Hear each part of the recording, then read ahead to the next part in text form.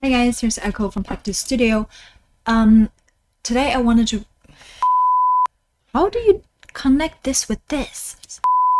In this video, this is just what we learned from designing our first combo game. So if you're curious know how to do it, then just keep watching.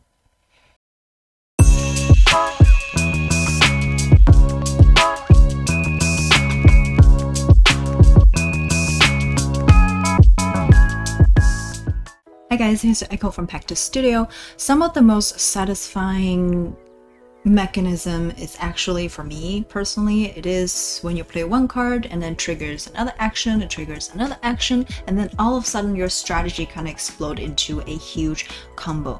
In this video, we wanted to tell you how we design our game using the combo system, and this is in no way to tell you our way is correct. We have no idea. This is done by extensive research by us three and extensive testing. So if you have your own comments, please do let us know. You have better idea, do let us know, and let's start a conversation in the comment section. But if you do want to know how we went about it to design Fantastic C, and just keep watching. Before we tell you the steps about step by step how to design a game using combo system, first you have to ask yourself what exactly is a combo system. So sometimes it's also referred as chaining. Most often, I believe, they are paired with additional mechanism. For example, hand management, which is what we use for Fantastic C, and there's also engine building or deck building. These are used for even more complex games. What is a combo system?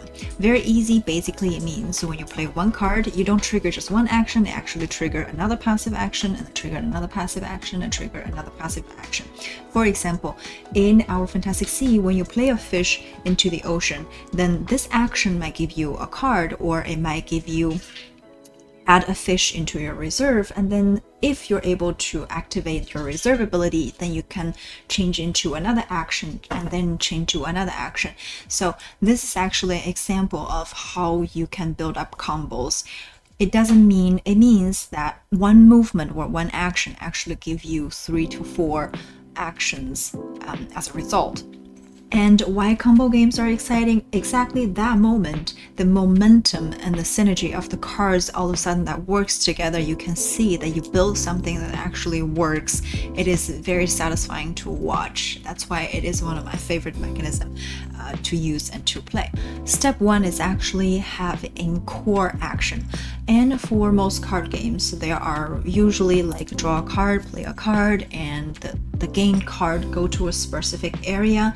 And these are simple actions you can build around. The next step, it is to design triggering condition. This is very easy to understand. Abilities such as passive abilities, they're usually very good to use them as triggering conditions.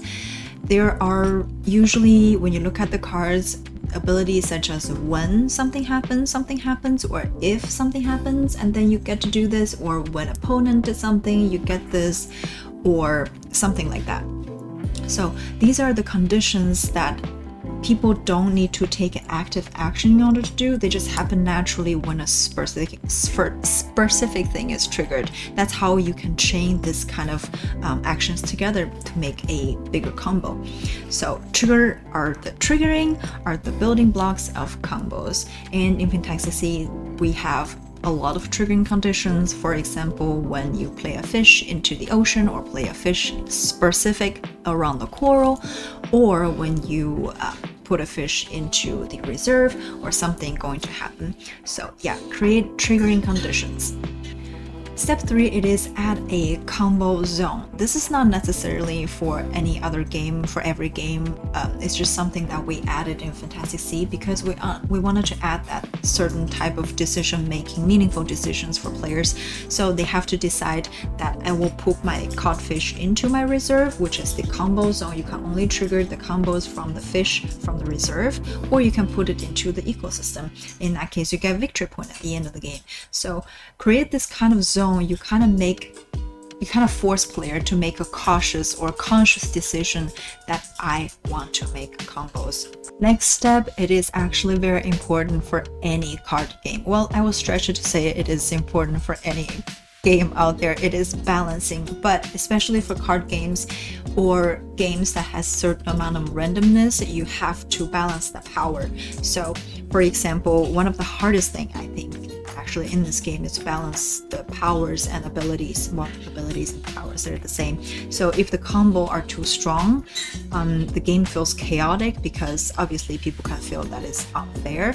But when the combo is too weak, then you see the players not actively using them, so it's kind of a waste if a certain fish is in their hand. So there are some tricks that we learned from Fantastic Sea. Maybe we just want to let you know that's something that helped us.